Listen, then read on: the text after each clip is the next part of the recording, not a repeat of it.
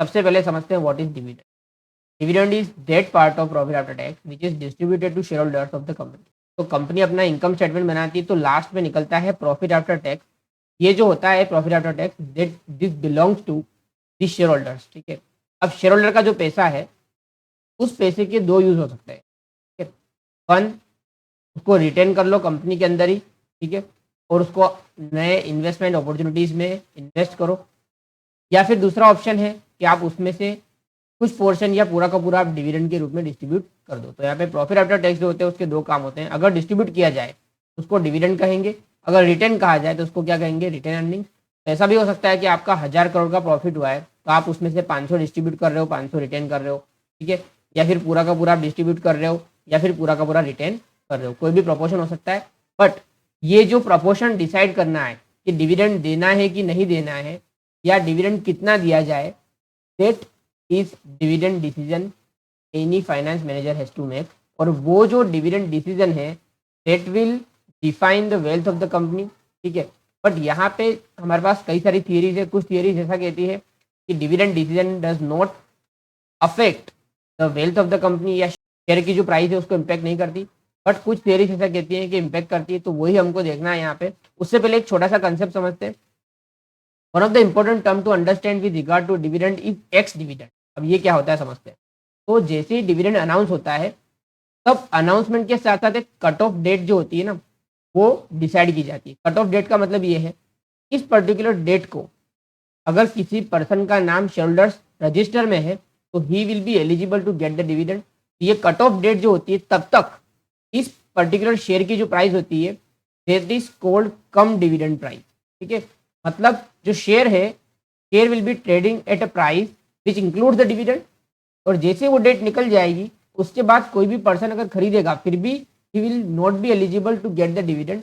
तो जैसे डेट निकलती है फिर जब शेयर ट्रेड करता है जनरली जो कम डिविडेंड रेट है उसमें से डिविडेंड की अमाउंट माइनस कर दो, कि जो भी डिविडेंड की अमाउंट माइनस कर दो, तो जो वैल्यू आती है उस वैल्यू के आसपास शेयर ट्रेड करना शुरू करेगा, उसको कहा जाता है एक्स डिविडेंड। मतलब अगर शेयर की प्राइस में डिविडेंड इंक्लूडेड है उसको कहेंगे कम डिविडेंड, और अगर उसमें से निकल गई है मतलब कट ऑफ डेट के बाद आपने खरीदा है तो उसको कहेंगे एक्स डिविडेंड। तो ये एक इंपॉर्टेंट चीज़ है।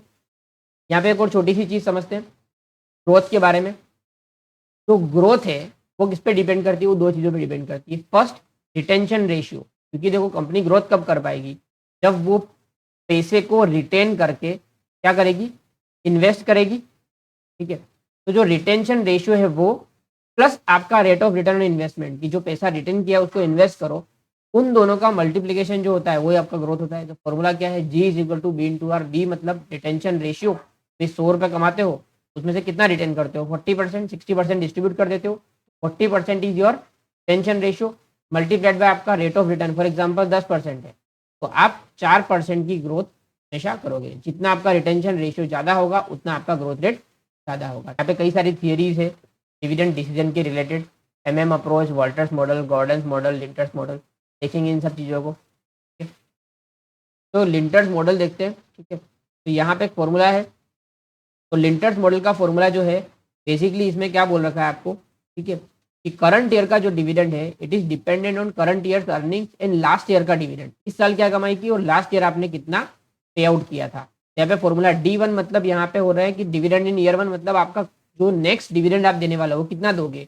तो पहले आप क्या ले लो, पिछले साल का डिविडेंड ले लो, प्लस आपको क्या करना है, कुछ एक्स्ट्रा देना है, इस साल आपने कितनी कमाई की।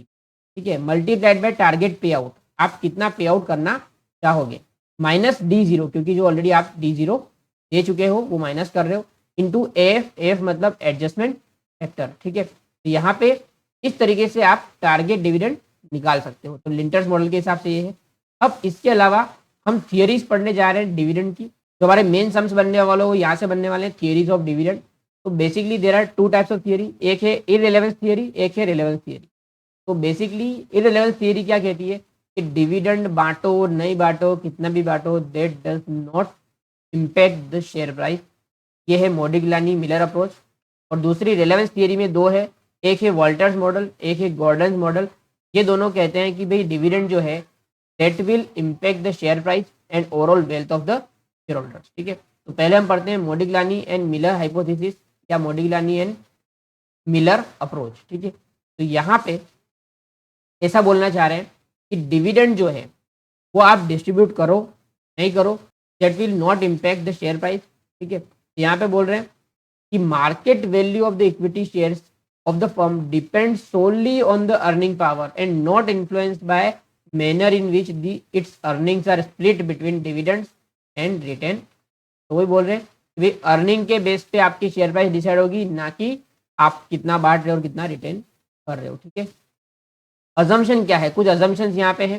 पहला अजम्पशन है परफेक्ट कैपिटल मार्केट, मतलब सारे के सारे जो इन्वेस्टर है वो रेशनल है और सारी की सारी इन्फॉर्मेशन सबके पास अवेलेबल है। दूसरा, कोई भी टैक्स नहीं है, ना डिविडेंड पे ना शेयर के सेल पर। फिक्स इन्वेस्टमेंट पॉलिसी, ठीक है, कंपनी की फिक्स इन्वेस्टमेंट पॉलिसी है कि सारा पैसा इक्विटी के थ्रू ही इन्वेस्ट होगा। नो फ्लोटेशन और ट्रांजेक्शन कॉस्ट, शेयर इशू करने पर कोई भी फ्लोटेशन कॉस्ट नहीं होगा, शेयर ट्रांसफर करने पर कोई भी ट्रांजेक्शन कॉस्ट। और last, risk of uncertainty does not, मतलब फ्यूचर की इनकम को आप एकदम परफेक्टली प्रिडिक्ट कर पा रहे हो। ठीक है, तो यहाँ पे एग्जांपल देखते हैं। At the end of current financial year Dev limited has 2 lakh outstanding equity shares with the market price of 10 per share. तो अभी इनका शेयर का प्राइस 10 रुपये है, 2 लाख शेयर है। With no other external borrowing since the company follows the no borrowing policy, तो कोई भी डेट नहीं है। The company has use all its retain earning for capital expenditure, पूरा का पूरा पैसा इन लोगों ने कहाँ डाल दिया है, कैपेक्स पे डाल दिया है, मतलब पैसा इनके पास है नहीं। The company also page a constant dividend of 3 पर share and cost of capital is 10%। यहाँ पे हम सिचुएशन को एनालाइज कर रहे हैं कि डिविडेंड पे करे या ना करे, उन सिचुएशन में शेयर की प्राइस या वैल्यू ऑफ द फर्म कितनी होगी। तो अभी आप अगर डिविडेंड नहीं पे करेंगे तो क्या होगा, तो फॉर्मूला क्या है, P0 मल्टीप्लाइड बाय 1 प्लस के ई माइनस D1। आप 10 रुपये का एक शेयर है, 1 plus cost of capital is 0.10 minus 0 is 11। आपका शेयर का प्राइस कितना हो गया, 11 इंटू 2 लाख शेयर है, तो आपकी वैल्यू हुई 22 लाख। या आप डिविडेंड नहीं पे कर रहे हो उस केस में। अब डिविडेंड पे करते तो क्या होगा, सेम फॉर्मूला से करते हैं अपन। ठीक है, अब क्या हो रहा है यहाँ पे, तो इसी फॉर्मूला में पुट इन करते हैं डेटा। ये तो सब सेम रहेगा, आप 3 रुपये डिविडेंड दे रहे हो तो आपके शेयर की प्राइस कितनी होगी, 8 रुपये। बट क्योंकि आपको 3 रुपये डिविडेंड पे करना है, 3 into 2 lakh, you need 6 lakh rupees. ठीक है, और ये 6 लाख रुपीज लाने के लिए आपको 8 रुपये में शेयर को इशू करना पड़ेगा। तो 6 लाख शेयर बाय 8, आपके नए शेयर्स कितने होंगे, 75,000। तो 8 रुपये का एक शेयर है, पहले से आपके पास 2 लाख शेयर है, प्लस आपने नए शेयर इशू किए 75,000। अब आपके नंबर ऑफ शेयर हो गए 275, मल्टीप्लाई बाय रेट कितना हो गया 8, 275 मल्टीप्लाई बाय 8 अगेन 22। ठीक है, तो एमएम अप्रोच यही कहता है कि अगर आप डिविडेंड डिस्ट्रीब्यूट करो तो भी 22 लाख, डिविडेंड डिस्ट्रीब्यूट ना करो तो भी 22 लाख। एमएम अप्रोच जो है अपने पॉइंट को बेस्ड ऑन दिस फॉर्मूला। तो अगर आपको P0 निकालना है तो आपको क्या करना है, P1 plus D1 divide by 1 plus के। तो फॉर्मूला ये, नेक्स्ट ईयर का भाव क्या है वो निकालने के लिए ये वाला फॉर्मूला है, P1 is equal to P0 1 minus K minus. MM approach के कुछ एडवांटेज है, कुछ लिमिटेशन है। पहला, लॉजिकली कंसिस्टेंट है, ठीक है, और सेटिस्फैक्ट्री फ्रेमवर्क प्रोवाइड करता है। लिमिटेशन क्या है, अजम्पशन जो है वो कुछ क्वेश्चनेबल है, क्योंकि कई सारे अजम्पशन ऐसे हैं जो अनरियलिस्टिक है। ठीक है, तो अनसर्टेनिटी के केस में भी चलेगा नहीं, क्योंकि आपका अर्निंग हो ना भी हो। एग्जाम्पल देखते हैं, AB engineering limited belongs to risk class for which capitalization rate is, यही आपका कितना हो गया 10। It currently has outstanding 10,000 shares selling at 100 each. तब इनकी जो वैल्यू है वो कितनी है, अभी 10,000 इंटू 100 करोगे तो 10 लाख रुपए इनकी वैल्यू है। मार्केट कैप बोल सकते हैं, वैल्यू ऑफ द फर्म बोल सकते हैं। The firm is contemplating the declaration of dividend of 5 per share at the end of the current financial year. It expect to have a income of 1 lakh, मतलब income कितनी होने वाली है 1, and has proposal for investment 2 lakh. तो इसको बोलते हैं earnings ई, और ये इन्वेस्टमेंट की अपॉर्चुनिटी कितनी है, 2 लाख की। Calculate the value of firm when dividends are not paid और पेड। पहले नॉट पेड की बात करते हैं। तो जो P0 जो फॉर्मूला है वो फॉर्मूला ये भी हो सकता है, ये भी लिख सकते हो आप। P1 is equal to P0 1 minus K minus, ये P0 इधर ला के लिखते हैं। P1 is equal to P0 1 plus K minus P1। P0 is 100, 1 plus K is 1.1 minus dividend आप 0 पे कर रहे हो। तो 100 इंटू 1.1 इज 110 आपकी वैल्यू हो गई। अब आपको इन्वेस्टमेंट के लिए भी कुछ पैसा चाहिए, तो आपके पास अर्निंग कितनी है, 1 लाख है, क्योंकि आप डिविडेंड नहीं बांट रहे हो तो ये पैसा आप इन्वेस्ट कर सकते हो। पर टोटल इन्वेस्टमेंट कितना करना है, 2 लाख, और आपके पास अभी रिटर्न अर्निंग कितनी है, 1 लाख। तो मार्केट से कितना लाना पड़ेगा आपको, 1 लाख रुपये। 1 लाख रुपये लेके आओगे, शेयर का भाव क्या है, 110, 909 शेयर इशू करने पड़ेंगे। तो अभी हम लोग इसको सोल्व नहीं कर रहे हैं, आगे देखते हैं। तो टोटल ओवरऑल वेल्थ कितनी हो जाएगी फर्म की, वो देखते हैं। तो पहले कितने शेयर्स थे, 10,000। अब आपके नए शेयर इतने इशू होंगे। अब वैल्यू ऑफ फर्म निकालते हैं। फॉर्मूला क्या है, N plus change in N, मतलब पहले कितने शेयर थे वो, प्लस नए शेयर इशू किए वो, मल्टीप्लाइड बाय P1, मतलब अभी प्राइस क्या चल रही है, minus investment plus earnings divide by 1 plus K। ठीक है, तो 10,000 पहले से शेयर्स थे, नए इशू इतने करोगे, multiplied by P1 is 110, minus 2 lakh का आपका इन्वेस्टमेंट है, प्लस 1 लाख की अर्निंग है। आपकी वैल्यू कितनी आ गई, 10। सेम वे इसी फॉर्मूला के बेस पर हम ये सॉल्व करेंगे, बट यहाँ पे डिविडेंड है, तो आपका फॉर्मूला क्या बना, 100 1.1 माइनस D1 इज 5, तो आपका 100 इंटू 1.1 माइनस 5, आपका P1 कितना आ गया, P1 आपका चेंज होके हो गया 100। सेम चीज़ इन्वेस्टमेंट कितना करना पड़ेगा, तो 1 लाख की अर्निंग हुई, 50,000 डिविडेंड का बांट दिया, आपके पास बचा है इन्वेस्टमेंट को फाइनेंस करने के लिए सिर्फ 50,000, तो you need to issue 1.5 lakh का शेयर। ठीक है, तो नंबर ऑफ शेयर कितने इशू करने पड़ेंगे, 1.5 लाख डिवाइड बाय 105, ये आपका बन गया new issue change in N. अब इसको वही फॉर्मूला में, सेम फॉर्मूला में पुट इन करेंगे। 10,000 पहले से शेयर्स थे, प्लस नए शेयर इशू कितने करोगे, 150,000 divide by 105, multiply by P1, minus 2 lakh का आपका इन्वेस्टमेंट है, प्लस 1 लाख की आपकी अर्निंग है। Again the value is 10 lakh, मतलब approach has proved that dividend policy does not define the value of the firm. Same है दोनों केस में, 10 लाख 10 लाख।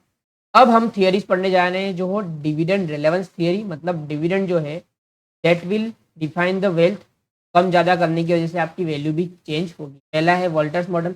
अजम्पशन क्या है, पहला, all investment proposal of the firm are finance through return earning, R rate of return and KE, मतलब cost of capital, दोनों constant है, मतलब फिक्स है। परफेक्ट कैपिटल मार्केट है, सबको जानकारी है, सबके पास इन्फॉर्मेशन है, कोई भी टैक्स नहीं है, कैपिटल गेन पे भी नहीं, डिविडेंड पे भी नहीं, कोई भी फ्लोटेशन कॉस्ट, ट्रांजेक्शन कॉस्ट नहीं है, और फर्म की perpetual. Market price equal to, formula क्या है, P plus R divide by KE, bracket में E minus D divide by D, मतलब आपका डिविडेंड पर शेयर। तो एक एग्जांपल देखते हैं, XYZ limited earns 10 per share, capitalization rate of return and investment are 10% and 12%। आपका KE कितना है, 10%, आपका ROI मतलब रिटर्न जो है R कितना है, 12%।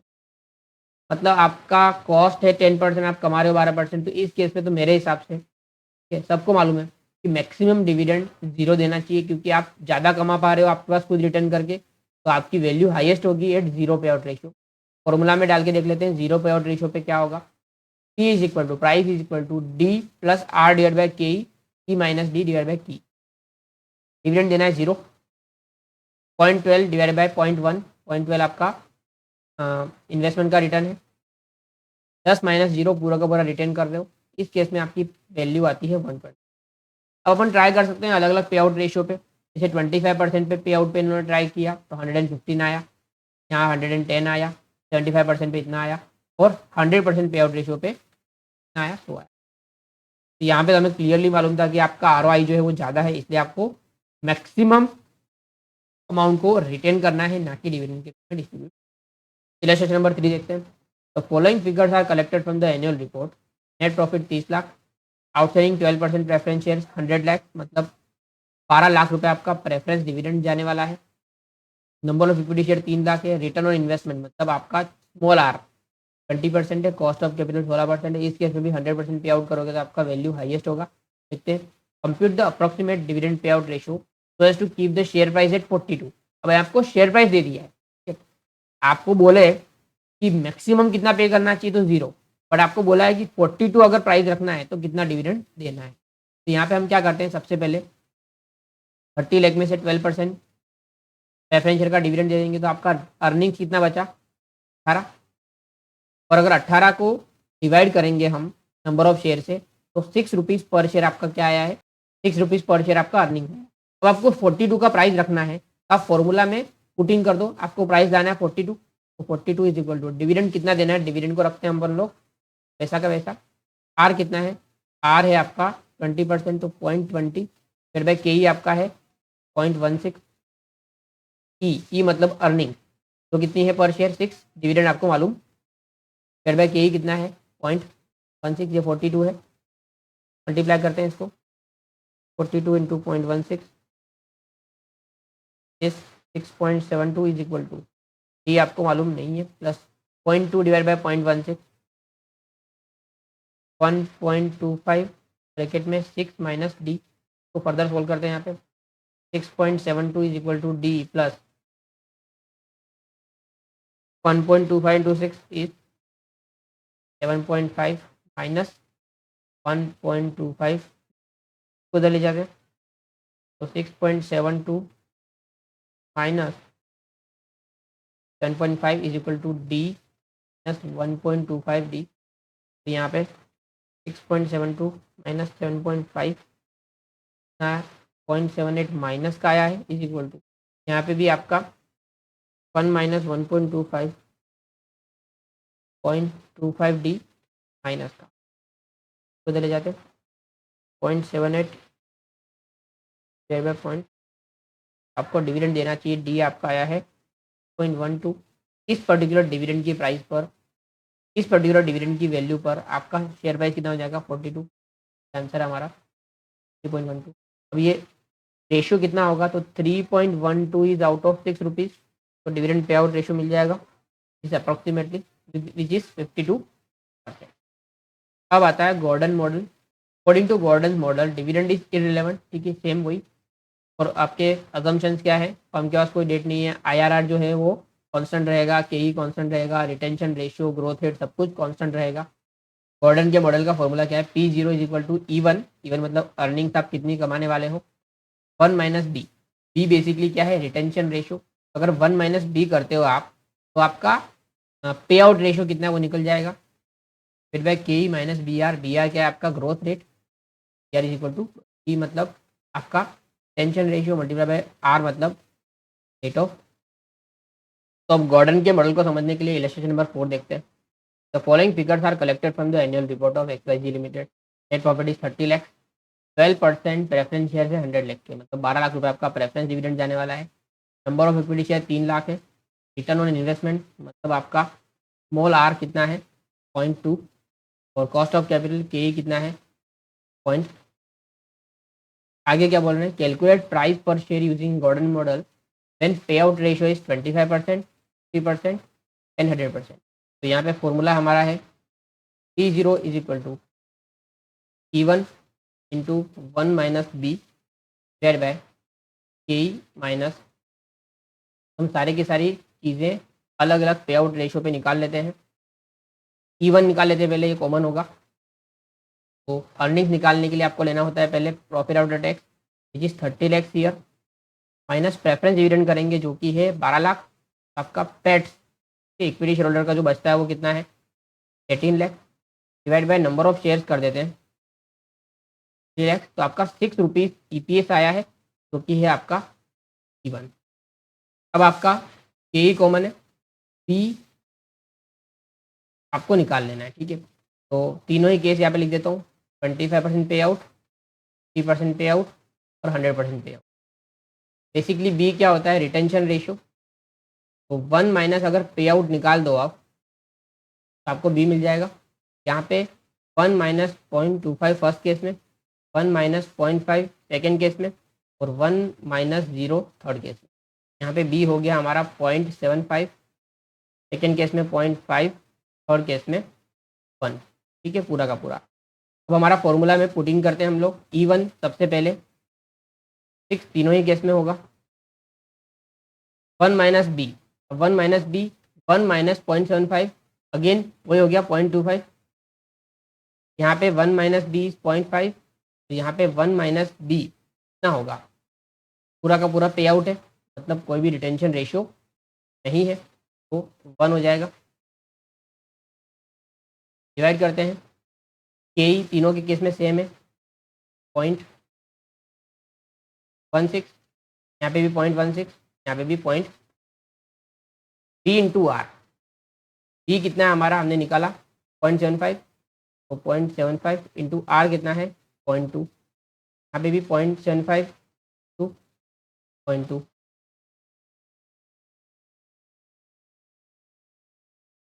यहाँ पे 0.5 इंटू 0.2, और यहाँ पे हमारा 0 इंटू पॉइंट। सॉल्व करते हैं इसको।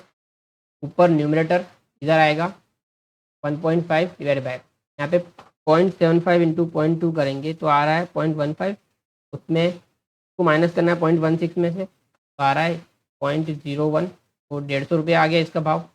सेम वे यहाँ पे करेंगे, यहाँ पे न्यूमरेटर आ रहा है 3 डिवाइड बाय 0.5 इंटू 0.2 इज 0.1, तो 3 डिवाइड बाय 0.06 आ रहा है, ये आ रहा है 50, और यहाँ पे 6 डिवाइड बाय 0 हो जाएगा तो 0.16, 6 डिवाइड बाय 0.16 क्या आ रहा है मेरा 37.5। तीनों केस में हमारा प्राइस आ गया। 25% वाला हाईएस्ट रेट आया, क्योंकि यहाँ पे देखो के जो था वो हमारा रिटर्न ऑफ इन्वेस्टमेंट से कम है, तो ऑलवेज आपका जीरो पे आउट पे या कम से कम पे आउट पे आपका हाईएस्ट प्राइस आने वाला इम्पोर्टेंट मॉडल है। अब एक और मॉडल दे रखा है यहाँ पे जो है डिविडेंड डिस्काउंट मॉडल। ठीक है, तो जनरली यहाँ पे क्या किया जाता है, इंट्रेंसिक वैल्यू मतलब शेयर की प्राइस कैसे निकाली जाती है, शेयर की प्राइस निकाली जाती है sum of present value of future cash flow. आपको फ्यूचर में मिलने वाले जो भी डिविडेंड है उसका प्रेजेंट वैल्यू निकालना है, प्लस आपको करना है present value of sale price, stock कितने में बेचोगे वो, तो आपको मिल जाएगा इंट्रेंसिक वैल्यू ऑफ द।